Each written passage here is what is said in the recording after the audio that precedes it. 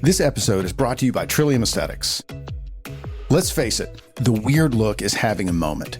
When you look around at celebrities, strange-looking eyes, overfilled lips, puffy cheeks, and faces that don't seem to move at all are common. You've probably started seeing this around you at the store or when you're out with your friends. Trillium Aesthetics is the place to go for non-surgical treatments that keep people wondering, did she have something done? What does she do to get such beautiful skin? The team at Trillium Aesthetics prides itself on results that whisper but don't shout. If you're looking for non-surgical treatments to brighten up a dull winter complexion, add a little pout to your lips, or erase some pesky smile lines, call the team at Trillium Aesthetics.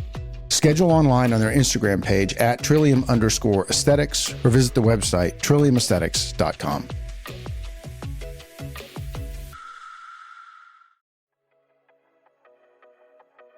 Welcome to the Trillium Show, where we help you make the changes you want to see in your body, in your mind, and in your life. I'm your host, Dr. Jason Hall. Today's episode is going to be pretty interesting, and I think that you'll really enjoy this if facial surgery is something that you've had any consideration in at all. Kris Price is a longtime patient of mine who underwent a facelift about a year and a half ago when this podcast was recorded in January of 2022. And the interesting thing is that during the course of the interview, her recollection of the surgery and what it has done for her is very positive. And this is interesting because she blogged about her entire journey on her own blog that we'll link in the show notes. And the experience that she shares of going through the process of facelift surgery is very different than what she feels about it now. And this really goes to speak to how the journey of facelift surgery, really of any cosmetic surgery, is one of self-discovery and one of constant change. And it's something that we try and shepherd patients through. That's kind of what we do as part of the surgery process. But it is something that patients may not really appreciate when they're considering having cosmetic surgery. And I think it is going to be very interesting for patients who are considering facial surgery to listen to this show, but then go read Kris's blog and listen to her accounts of her recovery for the first year. She writes very detailed descriptions of what she's experiencing throughout the first year. And being able to see that movie before you live it is, I think, going to be very helpful for patients who are contemplating going down this road. So I hope you guys all enjoy this half as much as I enjoyed recording it. And without further ado, cheers, Kris. Kris, welcome to the show. Thank you so much. So tell our audience a little bit about yourself, kind of where you were coming from, having nothing to do with plastic surgery. Okay. I live here in Tennessee. We've been here about 27 years. I've been married, oh my goodness, over 30 years to my husband, my wonderful husband. We were high school sweethearts. And I have two boys. One is in school in Boston, trying to be a PA. So bless his heart for wanting to go into the medical field right now. Amen. Oh, and goodness. My other son has finally decided he probably wants to be a trucker. He wants to just drive a truck. He just loves the autonomy, and he knows the field's really needed right now. They really, really, really need truckers right now. And so he decides he wants to fill that niche. I have worked mostly in the medical field. I started off in a business office, and then I went to medical records, and then I started working in doctor's offices, mostly the first person you see type person. Then I did work in a hospital for about 5 or 6 years. I was a unit secretary on the floor. So again, the first face you see, which is very odd for me because I'm an introvert. So stepping very much out of what I'm comfortable doing. Then I went to the pharmacy in the hospital, worked in the pharmacy for a year, and went back to unit secretary and a couple more doctor's offices. And then my husband said, your job is done. You have paid for college for both children and you can come home. I said, how soon? Where's the door? And about 6 months later, I came home. I've been home for 5 years. I'm 53 and hopefully do not have to go back to work in the near future. My husband has a good job and he likes me being home. So, and I like being home. That is awesome. So you really have had an inside look at the medical profession from a bunch of different angles. I wanted to be a doctor when I was in high school. My goal was to be a physician. Unfortunately, when I got to college, I never got Bio 1 the first 2 semesters I was there. There were so many people trying to take Biology 1, and it was sort of a lottery system to get your classes. You were kind of signed a number, and I never got it my freshman year. So I had to change because I couldn't wait. I couldn't do it. So I guess maybe I decided, okay, it's just not worth the fight.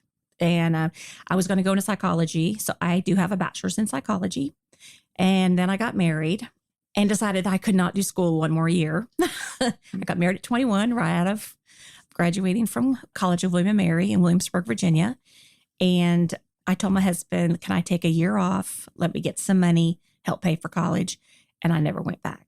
So I never did anything with my bachelor's, but people tell me I'm easy to talk to and people will come to me when they just need a shoulder to cry on. And I'm pretty good at giving advice anyway. So even without the official degree, I'm a pretty good person to talk to.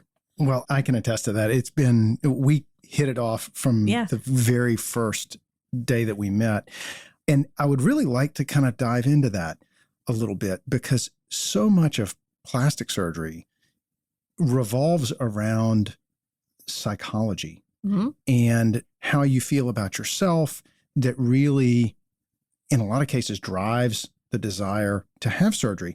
And so talk to me a little bit about the decision-making process that you went through on the front end, because I think a lot of people struggle with that part of plastic surgery. Sure.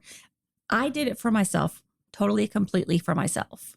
I know there's a lot going on in social media and news and celebrities, and everybody's talking about plastic surgery. And some people love it, think it's great. Some people are, you should just age naturally. I'm for both. I think you should age naturally. I don't think you should become, do too much. I think you want to look natural. And I think you should do it if you want to. I don't have a problem with it.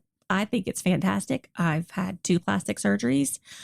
Not ashamed of it. I've been very open about it. I have an Instagram page. I've come right out and told people I've had it done.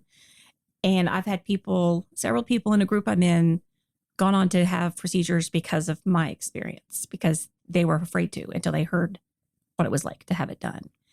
And my husband looks younger than I do in some respect.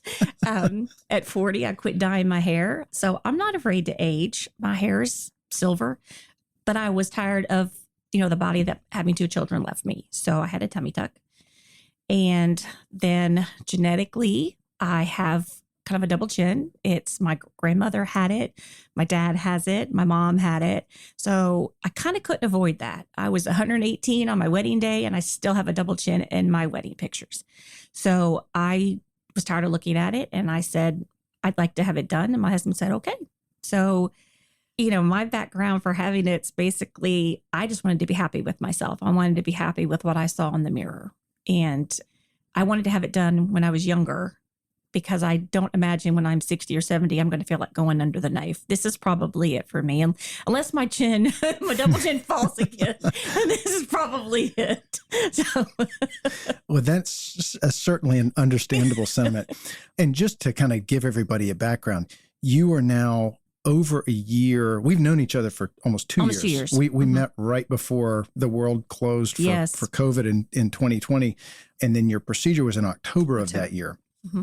So you're now 18 months out from what's really kind of the big daddy of plastic surgery, facelift. It's funny you say that because I didn't really think about it until you told me that. You said, this is the big daddy. And I was kind of like, really? I don't know. It was just a surgery to me. I didn't really realize. Then I kind of looked after the fact that I'm reading your op note and I'm thinking about all that you did. And I said, wow, this is a very technical surgery. From a technical side, it is, but it also, I think, drives a lot of anxiety when patients think about facelifts, any facial surgery, whether it's rhinoplasty, facelifts, eyes, is you can't hide that. Yes, the tummy tuck, if something went wrong, I could still wear my jeans and top and, hide that. That's true. And then when you have your facelift, so there's a little bit of a gamble, but anything was going to be better than what I was uncomfortable with. And I knew that you looked at me and you had no doubt and you said, I can fix that. And I said, okay. And then we went from there. and here we sit a year and a half later. Yeah. What was the hardest part about, if there was a hard part, what was the hardest part about making that decision to move forward? The hardest part for me, and I asked my husband this question. I said, what do you think the hardest part was? And I wanted to see if he got the same answer I did. And he did. It was just spending that much money on making myself feel better about myself, because it's not inexpensive. I don't think it's expensive based on some of the prices I've seen around the nation. We live in a very nice area where things are more reasonably priced, but it was just kind of like, honey, can I spend this much money and have my face done? For me, that was probably the hardest. I was ready to jump in. We had my discussion in January. We were going to do it in March, and then we ended up buying a house. So I had to back out for a bit, and then COVID came. And so we had to wait till the hospitals were letting us, it was a little bit more easy to do the surgeries, even though you have your own center. We waited to make sure everybody was safe. So after that, the hardest part was waiting, because I was excited to get it done. But it is kind of hard to spend money on yourself in that respect. Buying clothes, buying shoes, jewelry, your hobbies is different. It's just something you do. But that's a very personal decision to spend money. It's very personal. I don't know how to put it. That was hard. That was hard. Well, your face is kind of the center of your identity. It is. And not only are you changing it for the better, but right. you're still making changes, but it's also a big commitment in terms of time off, financial commitments. And so I can understand, and a lot of people feel that way. Yeah, tummy tuck was easy to hide. When I had my tummy tuck, I was, you put your binder on, you put your clothes on, you go out, you walk around, and that wasn't as big of a deal. Your face, when you have a facelift, you cannot go out immediately. I mean, it took me about 2 weeks. Yeah. And that's pretty common. And I do want to get to the recovery part and have you kind of share what your recovery was like. But going back to decision making, and you're very open about having had plastic surgery in the past, did your previous experience with plastic surgery, which you've told me in the past was a good one, did that influence this decision, make it any easier or harder, knowing what recovery-wise what you were in for, than you would think coming cold? Both. It was easier in the fact that I already had one done and I had recovered and everything went great. I had a great result. It was harder in the fact that my tummy tuck, I took longer to recover than most people do, because he did a real good job, pulled me really tight, and I couldn't stand up easily for a long time. So I was kind of concerned that, oh yeah, you told me, a couple of weeks. And I was kind of going, oh gosh, am I going to be that one person that's at home for 2 months recovering from this facelift? So it actually, having had surgery before was easy. I trusted you. So there was the trust that we had, and that made it very easy for me I was excited the day I got here. I was really excited. I wasn't nervous at all. And I think that's the best way to go into it, is to be excited. Little nervousness is okay and very normal. You talked about the trust part. You mentioned that just a second ago. And you were, like most patients, you looked around. And again, we're very open about the fact that you were looking around. And in plastic surgery, the fit between doctor and patient and a personal bond there is really important. So what things led you to say, okay, this is where I'm going to be? You were the third person I talked to. I really didn't want to do the whole thing where a lot of people travel hours and hours away from where they live. I wanted to be able to do my follow-up visits, which with facelift are, you're following up a couple times after the first initial surgery. I didn't want to drive 4 hours to Atlanta or 4 hours to Nashville. I didn't want to do that. I wanted to find someone in Knoxville. And you were the third person that I interviewed, I was just trying to find names. And I tell you, Googling names for plastic surgery is not an easy thing. It's really hard. And I had talked to other gentlemen. They said that they didn't think I needed it, and that if I was going to have it, I should wait till my 60s. And I didn't want to wait till my 60s. I'm not sure exactly their reasons. I didn't really go into it. And I walked into your office and you took one look at my face and you said, "Oh, yeah." And I asked you, "Do I need to wait?" And you said, "Why?" And I told you, because one of the doctors had told me that I had not gone through menopause yet and that I should wait because my face might fall. Honestly, I don't care. If my face falls, I will just have another one. I'm serious. My husband has already said, if it's 60, 65, your face has fallen, we will have you go back in and get a revision done. He's already on the board for it. It was your attitude. You were very confident you could fix it. You were very honest about, well, but you do have this, or you do have this, or whatever. And you just really took your time to look over my face and pull it and pinch it and all that stuff that you do. And I just liked your attitude about your confidence and your attitude about that you could do this for me. That was the main reason I stuck around. And I thank you for that. But I think one of the things that's important especially with the initial consultation when we're talking, and I say this not having ever seen anybody else do a consult outside of training, is that I get the feeling from listening to other patients that there is a lot of sales in the consult process. And I think one of the things that we really try and do, that I really try and do, is to be very open and honest with you. And if I don't think something's going to work, I'm just going to tell you. I'm not going to try and get you to do something because it'll be good for me. And that's kind of what I hear you saying makes a difference.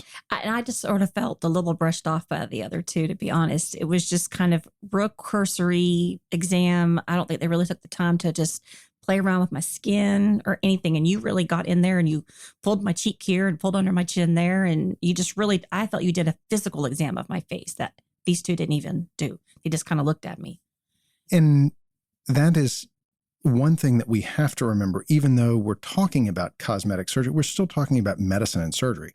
And I talk to our staff about this all the time, is that if you want to have a successful treatment, that starts with an accurate diagnosis. We can't forget that this is still medicine. And that's very important. The diagnosis is the most important part of it, because you can't plan a successful surgery if your diagnosis is wrong to start. One of the things with that initial consultation that I hear a lot of is patients that are sitting in the consult room and make a comment that they feel very vain, sitting in a plastic surgeon's office talking about facial surgery. And from a psychology background, you can probably speak to this as well as a psychologist and a patient, speak to this as well as anybody.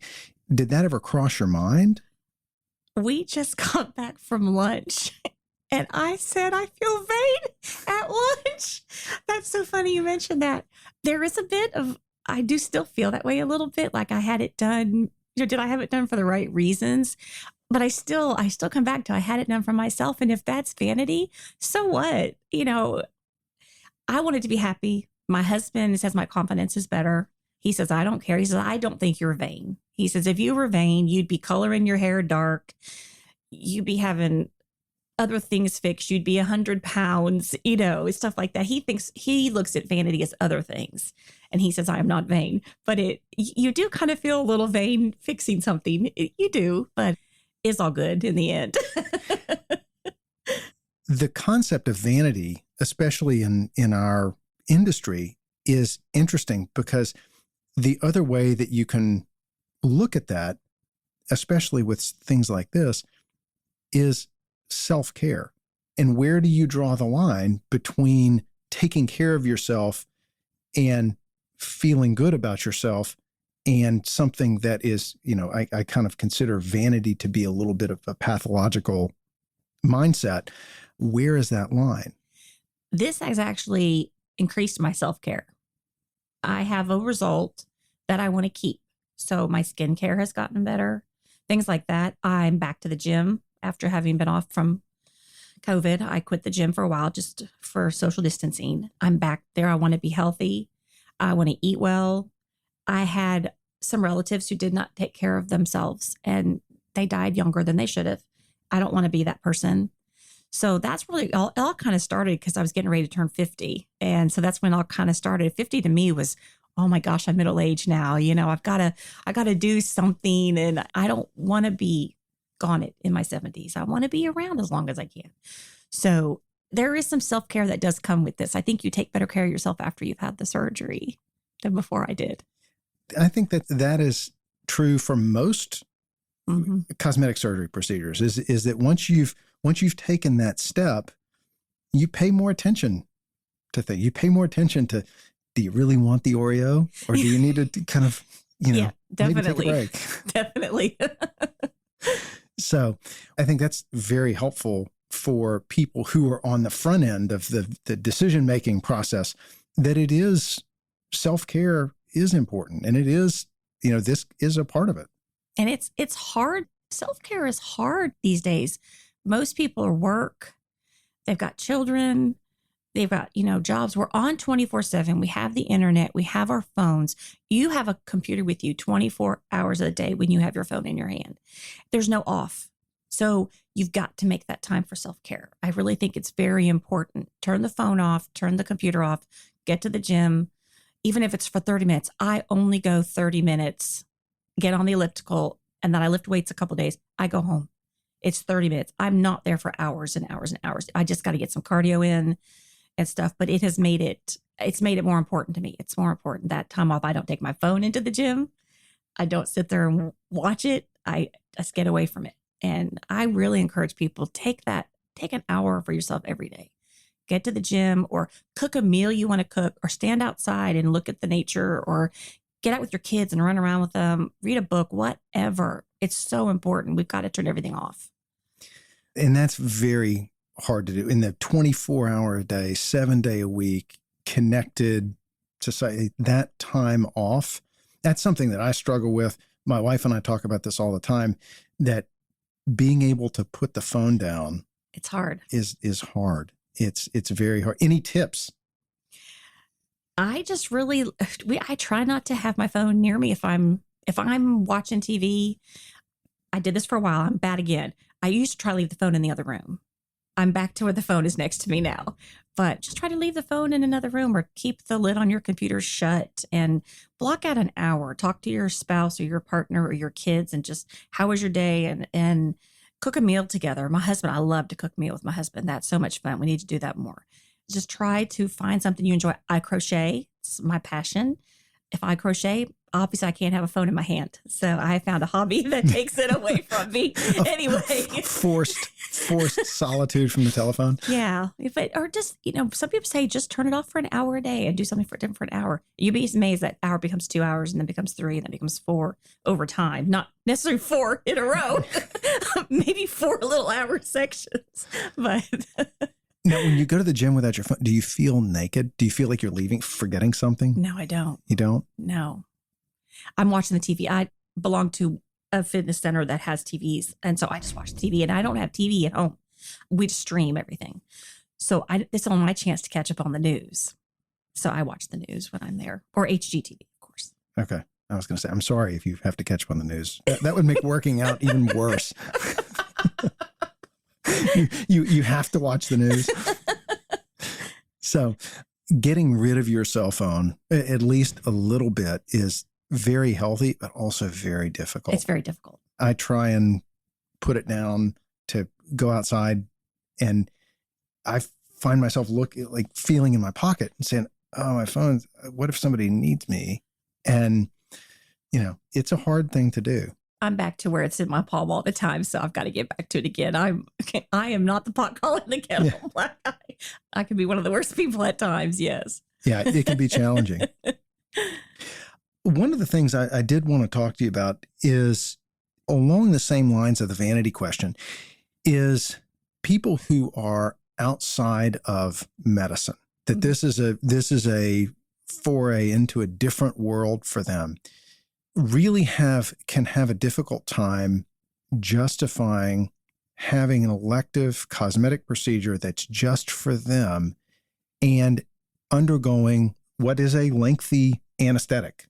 I mean, you're asleep for your surgery was 5 hours? 5 hours. Yeah. It is a long time to be under anesthesia. And I hear patients every week say, I mean, is this really smart? Is it safe? It's elective surgery and it's going to be this long. And did you have any feelings like that? Or was your time in medicine kind of allay those fears? Yeah, kind of, because I worked on surgery units. When I was the secretary, I worked on surgery units. I wasn't worried about the anesthesia. I've had carpal tunnel, which carpal tunnel is a very quick surgery, but I've had carpal tunnel surgeries before. I really wasn't worried about the anesthesia at all. It was not a concern. The longer you're under, of course, you'll be under the influence more when you get home. So you just have to keep that in mind. Yeah. So it took me a while. It took me until my surgery's on a Monday, and it took me until Tuesday afternoon. It took a good 24 hours for me to feel better. So. Yeah, it does. Those longer procedures, getting the anesthetic drugs out of your system, you feel kind of dumb, for lack of a better term. I don't remember the drive home. Yeah. It was an hour. Yeah. I don't remember it. So. Yeah. You wake up, and we do things here like that by design, so that the last thing that you remember is us talking and holding, and then the next thing you know, you're asleep at home. You wake up in your own bed. Well, and I'm one of those. I have a harder time coming out of anesthesia too. I think it took y'all's team about an hour to get me out, which was a little longer than they thought it would take them. So takes me a little bit longer anyway. So knowing that, I guess I should have been concerned, but I wasn't at all. Yeah, that's a good thing. Good thing. Well, I want to shift gears a little bit and talk about recovery. Okay. And talk about your experience after surgery. Specifically, and one of the first questions that you asked that most patients who are looking at facelift surgery ask is, when am I going to be presentable again? And I tell everybody about 2 weeks. What was your experience? That is probably about right. It was about 2 weeks. My surgery was on October 5th, and I did early voting a couple weeks later. I went out. I still had some bruising on my neck. I still had a little bit on the lower jaw because, of course, your blood is gravity. I put makeup on my face. I did my hair, and I took my picture and I stuck it on Instagram, said, I early voted today. And you could not tell.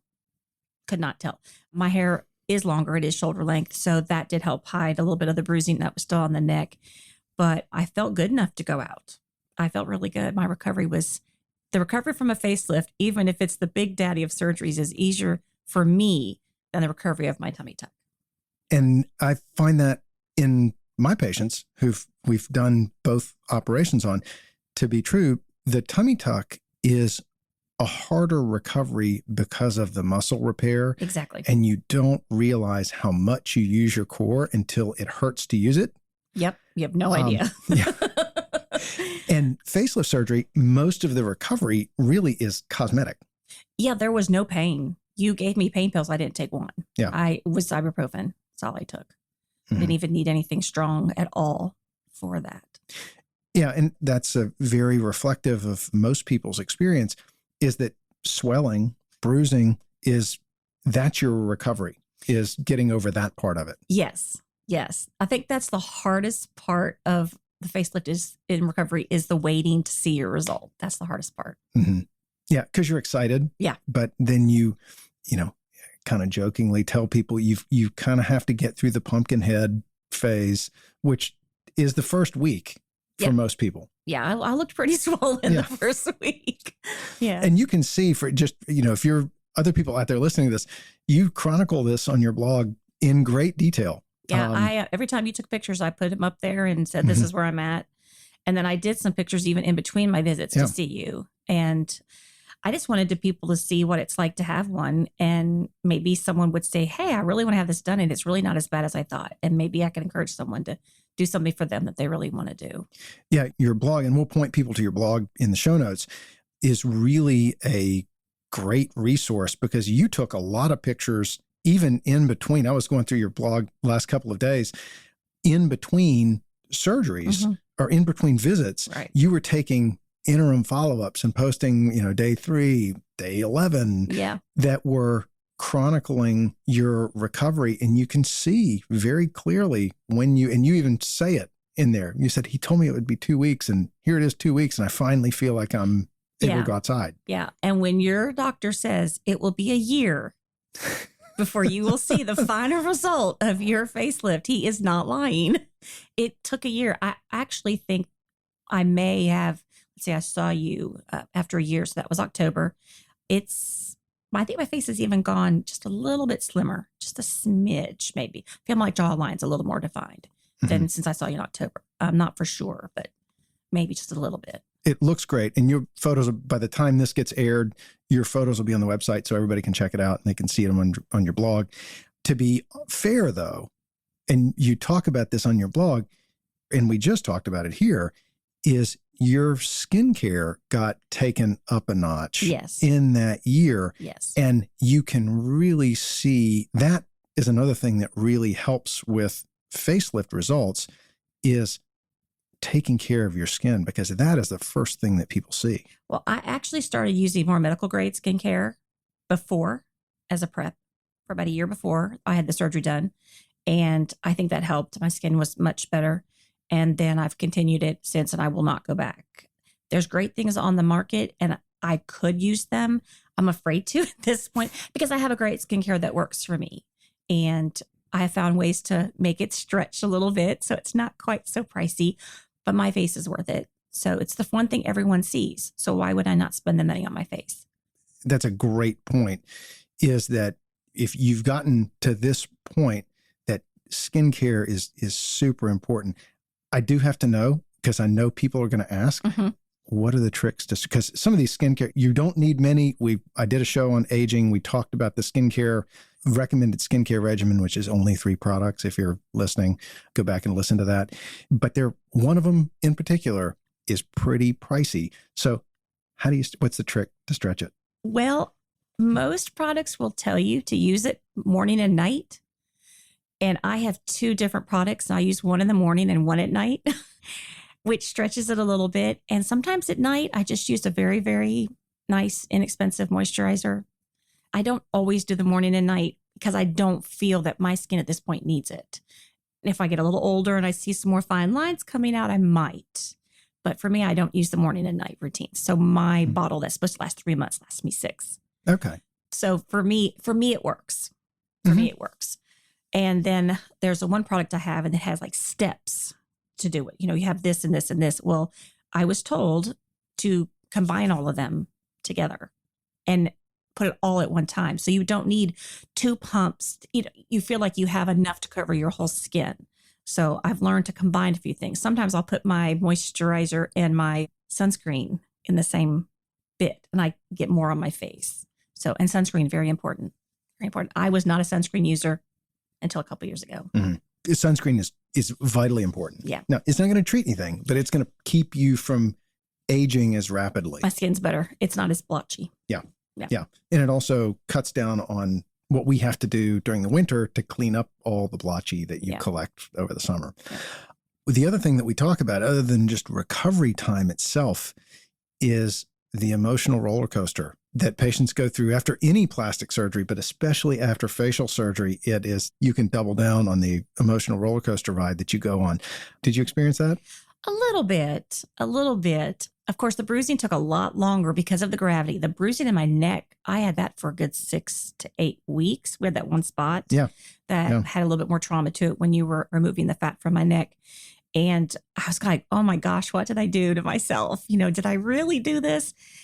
But the result is so much better. I was just shampooing my hair this morning and I was washing my face and I was washing my neck and I thought, wow, I have these moments where I'm like, my neck is so thin now. It's so much better.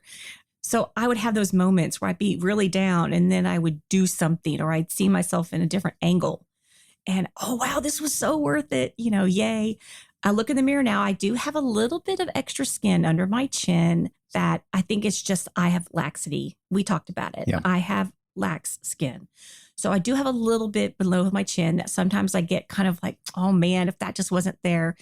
And then I watch a TV show and I see this celebrity and she has the exact same neck I do and she's never had anything done. And I think, okay, I look just like her, so it's okay. You have to see people your own age that have, and that it's normal. And my biggest thing that I told you is I wanted to look like myself when I was done. And you did that for me. I look just refreshed and You took a little bit of you pulled everything back a little bit. I don't look as angry anymore. It pulled back a little bit, the downturned mouth.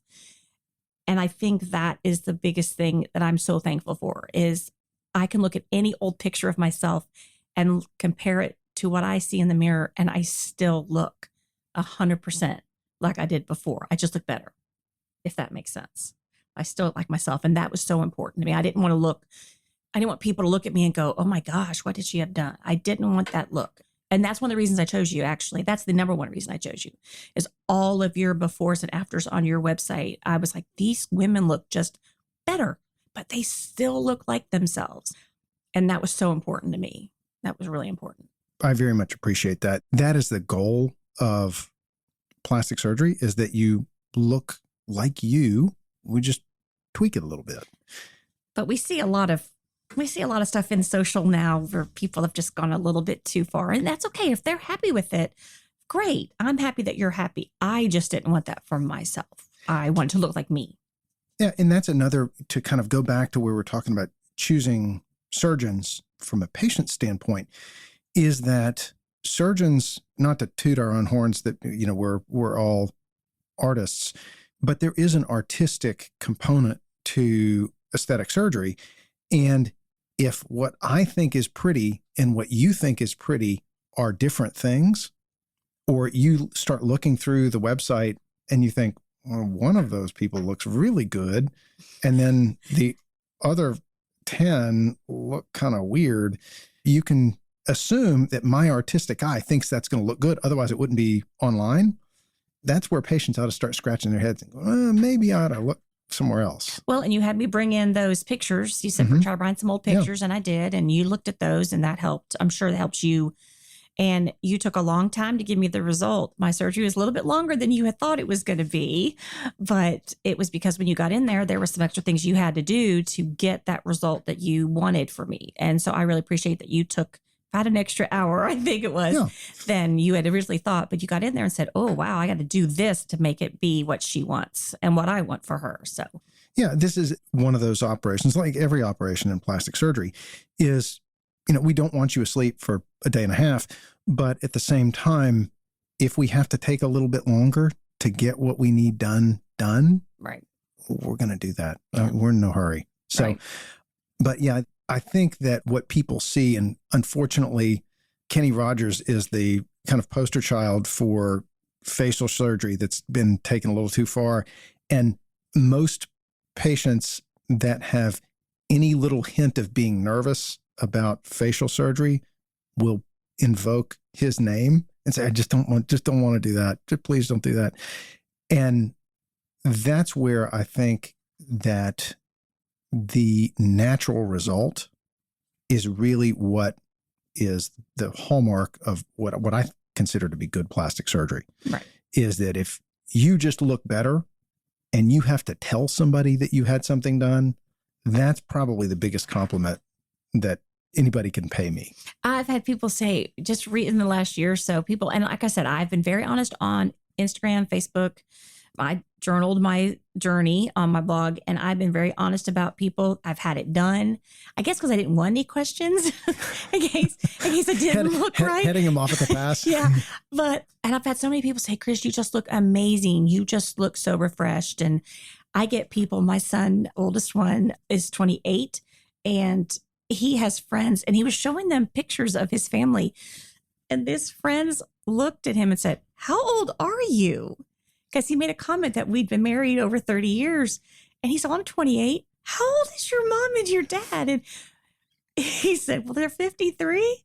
Well, they look like they're in their 40s, because it did help. Yeah. The facelift did help. It did make me look, like I said, more refreshed. The lines aren't there. I am doing Botox in my 11s between my eyebrows, and that has helped. I don't look angry anymore. So I think that has helped, but that's really that skincare. It's all I'm doing. And I don't know. I like people tell me I look younger than I should for my age. That's nice. Yeah. Last question is kind of procedural related question. What was the hardest part about recovery? You look back and you say, what was the worst part about the recovery process? Oh, I hated the drains. They only last a day. Yeah. I was worried about how they would feel coming out. That was my worst worry. I didn't feel anything. Yeah. So if anyone's afraid of the drains, don't be afraid of the drains. It's not as bad as you think it's going to be. And just that wait. The recovery, you think of surgery, oh, it's a couple of weeks, but a facelift really literally is a year. And that wait to see that final result is hard at times. By 9 months, you got a pretty good inkling. But there was a change. There were still some changes between 9 and 12 months. I mean, you can see them in my pictures. There's just a smidge more tightening and stuff like that. But the home recovery, everything was hunky-dory after about 2 weeks. It's really not bad at all. And there's no pain. You're not have to worry about taking pain pills. For me, there wasn't a lot of pain. I encourage anyone, do you want a facelift? Go get one. It's just make sure you have a doctor you trust and have a good relationship with. But I'm who knows what I'll have done next. Let's see, my eyelids are a little hooded. No, I'm just kidding. So now I just have to jump in. You looked awesome at whenever that was at 6 weeks when you went and voted. Yes. You it wasn't a year before you looked great. It was less than 2 weeks. 2 weeks. Okay. See, even better. Yeah. So 2 weeks you were out in public and looked great. It's just between that 2 week mark and the year, there's all sorts of little fine tuning things that just continue to improve over time. I just don't want to scare somebody off. Go, oh man, it's going to be a year. No. The year part is just to get that final fine tuning with everything tight and where it should be and stuff. But I would say I had my initial result probably in 2 months. I think after 2 months, I looked pretty where I was going to be. Yeah. All the swelling was pretty much down after 2 months. So, and then you didn't see me again till 6 after 2 months. Yeah. We saw you here for laser, but I think I was running around like a chicken with my head cut off. As usual. So, as usual. I very much appreciate you being on the show today. But is there anything that we haven't hit on that you wish you would have known 2 years ago about all this? I really don't think so. I think that I did some skincare stuff with you for that first year. I did some lasering and I did the 11s. I had never done Botox before, never tried it. And your injector said, it would help and you would look a little more refreshed because you look a little angry. I said, I know. And we talked about that at my laser. And I think in the year while you're recovering, I think you ought to play around with some extra stuff and find some things that maybe help you I think you need to keep what you spent the money on. And I'm glad I did that. And I don't know if people think about that. So I think I might have played around a little more with some of the other stuff. But it was nice that your office members were just really nice and encouraging and saying, well, try this. And they pointed me to some skincare and they pointed me to some sunscreens and stuff to try and everything. So be friends with the staff at your plastic surgeon's office because especially, the injectors and your skincare specialists, because they're worth coming in to talk to while you're recovering. That's great advice. And one of the things that we have done since you had surgery is made that more of a part of our initial planning is that post-procedure recovery and really trying to teach you on the front end how important skincare and little things, a little Botox here and there, a little bit of skincare, which products, laser treatments, treating pigment, but all of those things, talking about those on the front end, because you're a good testament. We kind of hit that as we went along instead of planning it up front. But the skincare makes such a huge difference. It does. At your 1 year mark. And then you have since kind of transitioned into maintenance mode, which is a whole lot less work. It's a lot less work. Yeah. And I have to say, they're right. Well, for me, the Botox, I don't have to come in every 3 months. It's staying a little longer, which I had read usually happens once you've been using it a while. Yeah. So that's nice. So I was able to skip my treatment today. I'll see you in about a month or so. So okay. But I've been really just so happy with the whole experience. I would do it again, and I will consider this again. Actually, I will. If 10 years down the road, I'm not happy, I will do a revision. I'm not afraid to. And by then, my husband's probably going to be, 60, looking like he's 40 still, and I'll have to catch back up to him again. So, Kris, any final thoughts? Well, it's been interesting sitting here and thinking back because I really didn't prepare for this. I didn't know all the questions you were going to ask me. The most important thing I want your listeners to know is you have your own journey. And whatever your journey is, don't let anyone dissuade you from what you want to do. Your journey into self-acceptance, because that's what this has been about for me, is my personal self-acceptance. I have had my facelift for me, not for anybody else. And I don't care what other people think, but I hope everyone just chooses to do what they want to do that will make them the happiest. That's what I want people to get out of this interview that you've done with me, is whatever makes you happiest. And I also want to say just a huge thank you for being with me on my journey. I have trusted you the whole time, and you have to have a certain trust in me too, to do the things that I'm supposed to do, wear the wraps or come in for my follow-ups and all those things. And your staff is fantastic. And you listened to me. You gave me the exact result that I wanted, which I can look at a picture of myself from 15 years ago, 20 years ago. I look just like myself, just better. And that is exactly what I wanted. And I'm so happy. I'm just really, really happy. That's probably one of the things I was most worried about, was what am I going to look like 1 year after I have the surgery done? And I just thank you from the bottom of my heart for everything that you've done for me. And I'm really, really just thrilled with my results. Wow. Well, thank you. That really means a lot. And I don't think that there's any honor that a patient can give me and my staff than trusting us with your care. So thank you for trusting us and allowing us to help you on this journey. It's been really special. It really has. Thanks again, Kris. Thank you. Thanks for listening to The Trillium Show.